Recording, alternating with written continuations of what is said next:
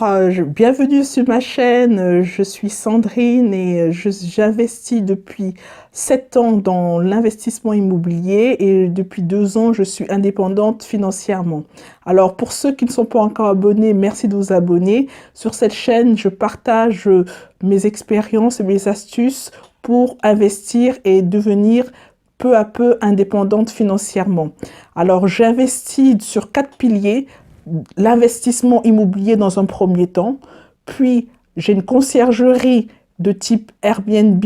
Ensuite, en troisième pilier, je fais de la location courte durée. Et enfin, j'investis en bourse. Voilà. Aujourd'hui, le sujet qui nous intéresse, c'est comment évaluer rapidement le montant des travaux afin de pouvoir faire une offre. Alors, lors d'une visite d'un bien à rénover, puisque nous, principalement pour investir, on va préférer des biens à rénover, on doit pouvoir assez rapidement faire une évaluation du montant des travaux afin justement de pouvoir faire une offre et dépasser la concurrence. Alors, je vous donne quelques-unes de mes astuces pour le faire sans être une as des travaux. Je suis absolument pas bricoleuse, mais les astuces que je vais vous donner, vous verrez qu'avec ça, vous pourrez aisément évaluer le montant des travaux et pouvoir vous positionner rapidement. Voilà, donc c'est parti. La première astuce que j'aimerais vous donner, alors ça serait, je vous conseille de trouver, de souvent traîner dans des magasins de bricolage, de type Leroy Merlin, Brico Dépôt, Bricorama, voilà, tous ces petits magasins, Monsieur Bricolage. Flânez, prenez l'habitude de regarder, de traîner dans ces magasins petit à petit. Vous verrez que vous allez intégrer vous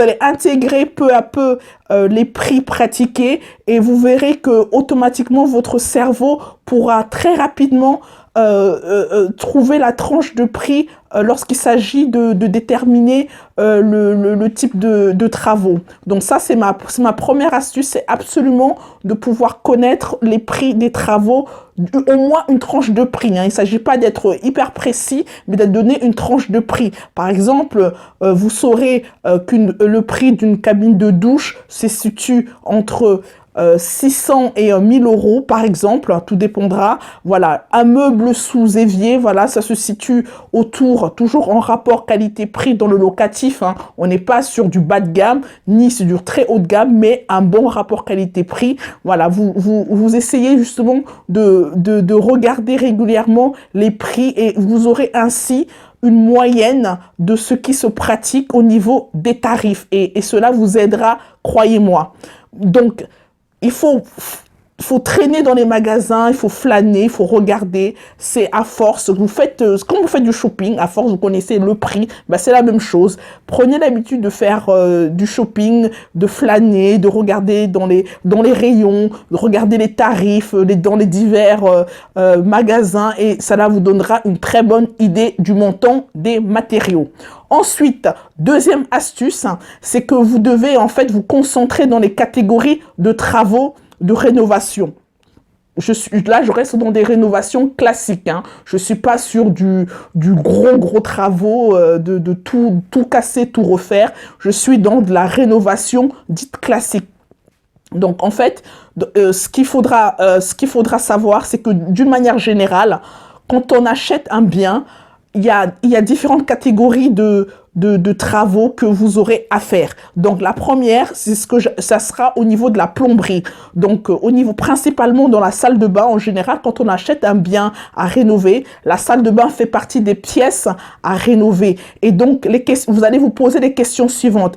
Est-ce qu'il faut simplement installer un pare-douche sur la baignoire ou est-ce qu'il faut carrément tout casser? Est-ce qu'il faut refaire le carrelage? Est-ce qu'il faut faire la peinture? Est-ce qu'il faut installer la VMC? Voilà, ce sont les types de questions en fait que vous devez vous poser lorsque vous vous trouvez dans une salle de bain. Voilà, donc si vous avez une salle de bain à refaire au complet, ah ben, sachez que vous devez compter en moyenne un budget compris entre 5 à 7 000 euros. Voilà, donc là, ça c'est un bon budget. Moi, je sais que j'arrive à faire moins, en général à 3 500 à moins de 4 000 euros, j'arrive à faire. Donc, mais je vous dis, en tout cas pour un débutant, sachez que à 5 7 000 euros, vous êtes largement bien. Alors, ceux qui vous proposent les 10 000 euros, laissez tomber, c'est beaucoup trop cher, vous comprendrez.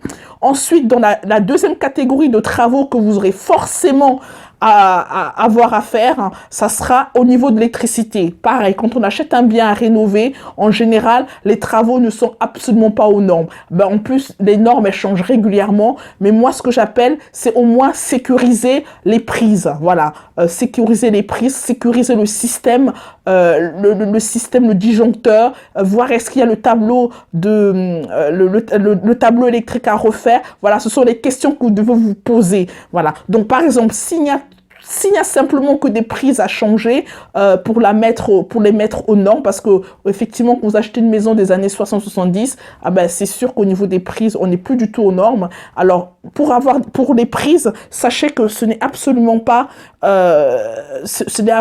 élevé. Donc, on peut compter une centaine d'euros. Mais par contre, si on doit aller sur refaire un tableau électrique, alors à ce moment-là, il faudra savoir qu'au niveau budget, vous serez autour de 6 000 à entre 6 et 8 000 euros en général. Hein. Donc vous allez toujours évidemment trouver beaucoup plus cher, mais d'une manière générale, si on vous donne un prix qui se trouve dans cette fourchette-là, ben vous saurez que l'artisan, il n'est pas déconnant du tout. Ok?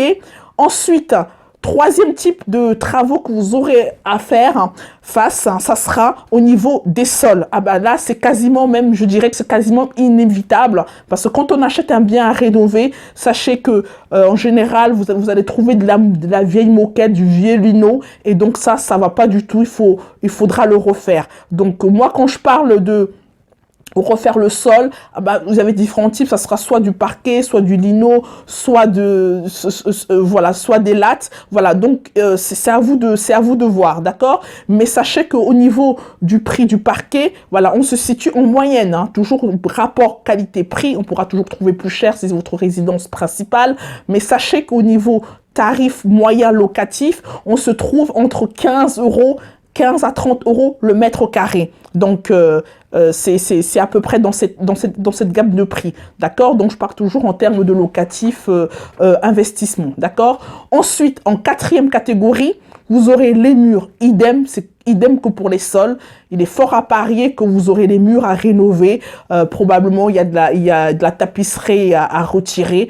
Et en général, moi, je vous déconseille de faire appel à un artisan pour retirer, je précise, pour retirer la tapisserie. Pourquoi? Parce qu'en fait, ce sont souvent des tâches qui sont super chiantes, hein, et l'artisan, bah, il n'a pas envie de perdre son temps, voilà, et puis ça lui rapporte, enfin, ce sont des travaux à basse rentabilité pour l'artisan. Il passe beaucoup de temps et voilà. Donc, en général, si vous lui demandez ça, ah bah moi, je pense que c'est pour vous décourager, hein, parce que le tarif qu'ils vous mettent pour détapisser et refaire la peinture, alors là, au secours, c'est hallucinant, c'est hyper cher. Donc, moi, je vous conseille, pour détapisser, vous prenez pas la tête, vous faites appel à des personnes sur Le Bon Coin, sur les sites comme Allo Voisin, sur les sites comme Freebiz, etc. Ce genre de site.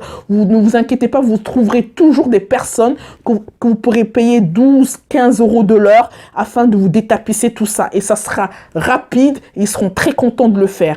Et après, vous pourrez faire appel à un artisan justement pour la peinture, parce qu'effectivement, la peinture, il faut savoir faire la peinture. C'est pas, voilà, pour moi, c'est un savoir-faire, ok? Voilà.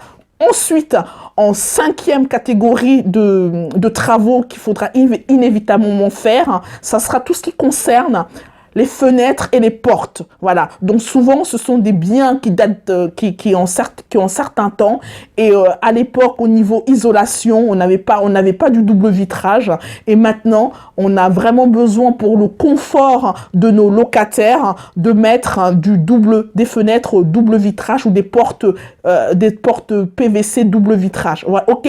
Donc ça, c'est hyper important. Donc Si vous avez ça, alors sachez qu'au niveau des fenêtres, si vous avez des grandes fenêtres à remplacer, sachez que vous devriez tabler sur un prix autour de 1500 euros. Voilà, ça c'est 1500 euros, c'est ce qui se pratique en moyenne. Pour les petites fenêtres, on sera autour de 700. Voilà, à peu près 700 euros. Donc ça, c'est pas c'est ce que vous trouverez facilement. Si on vous propose au-dessus, ben sachez que c'est beaucoup trop cher, enfin c'est cher, d'accord? Donc vous avez vraiment moyen de, voilà, ça sont des prix que je vous donne, c'est vraiment une moyenne, il n'y a pas besoin d'être super Hulk pour pouvoir trouver quelque chose en dessous, hein, d'accord? Donc ça c'est ce que vous trouverez normalement, le reste au-dessus, ben et faites d'autres devis parce que ça sera, pour moi je considère que c'est beaucoup trop cher. Voilà, donc maintenant la troisième astuce, pour moi, une fois que vous avez donc les deux premières, la troisième, ça serait, il est important de connaître le prix de la main-d'œuvre qui est pratiquée. D'accord? Ça sera principalement, je ne vous demande pas, vous ne pouvez pas connaître le prix des main-d'œuvre de chaque artisan ou de catégorie de métier, mais ce qui sera important pour vous dans votre travaux, dans l'estimation de travaux, dans les travaux de rénovation, ça sera au niveau des sols. Quelle main d'œuvre on prendra pour refaire mon sol, quelle main d'œuvre on prendra pour refaire la peinture. Alors là, pareil, donc vous avez une moyenne, un prix moyen qui sera généralement pratiqué, qui sera de entre 12 et 20 euros. Voilà, entre 12 et 20 euros le mètre carré. Je considère qu'on est dans une bonne moyenne. Voilà, on est dans une bonne moyenne. Vous trouverez toujours des personnes qui vont se situer à 30, 50 euros. Mais moi, je considère que allez, à 15 euros, on trouve quelque chose, on trouve quelqu'un de pro et qui vous fasse du bon boulot. Voilà, donc pour déterminer au niveau de la main-d'œuvre, parce que ça c'est hyper important, ben, vous prenez vous calculerez la superficie sur laquelle il doit travailler, s'il doit poser du parquet, vous calculez la superficie auquel vous multipliez le prix à l'heure qu'il fait. D'accord? Le prix au mètre carré, pardon, qu'il pratique. Voilà. Donc, dans notre exemple, si la superficie fait 15 mètres carrés, alors à ce moment-là, vous multiplierez les 15 mètres carrés par 20 euros. Alors, ça vous donnera, vous saurez que pour poser le parquet sur votre sol de 15 mètres carrés, il faudra, au niveau de la main-d'œuvre, on sera à 300 euros. D'accord? Vous procéderez de la même manière sur les travaux de peinture. Voilà, vous prenez la superficie, vous mesurez la superficie, son prix au mètre carré. En général, l'artisan ne vous donnera pas le prix au mètre carré, il vous donnera un montant. C'est pas grave, vous ferez simplement une division. Vous prenez son montant et puis vous divisez par la superficie sur laquelle il doit travailler. Et à ce moment-là, vous tomberez sur le prix au mètre carré. Alors, s'il se situe au-dessus de cette tranche-là, ben, vous négociez ou sinon, vous passez à un autre artisan. Mais vous voyez que là, déjà, avec ces astuces, ça vous permet d'avoir une idée générale de l'enveloppe budgétaire à mettre au niveau des travaux. Et donc ça, pour moi, je considère que c'est super important parce que ça vous évite d'attendre les artisans, de les appeler, de prendre rendez-vous, d'avoir la disponibilité de l'artisan plus de l'agent immobilier ou peut-être du propriétaire. Ah ben là, vous verrez que c'est hyper galère, surtout pour ce que j'appellerais des petits travaux de rénovation, d'accord? Voilà, donc ça, je pense que ce sont des astuces qui sont hyper importantes et ça vous permettra de vous positionner assez rapidement et de pouvoir faire les meilleures affaires. Alors pour ça c'était un point pour, je répète, pour la petite rénovation. Mais voilà, je sais que le fait de les connaître, ça vous permet de prendre une avance. Ok, voilà, j'espère que cette vidéo vous aura plu. Alors merci de la liker et de vous abonner à ma chaîne et je vous dis à bientôt pour de nouvelles informations et de nouveaux tips. Merci, salut, ciao.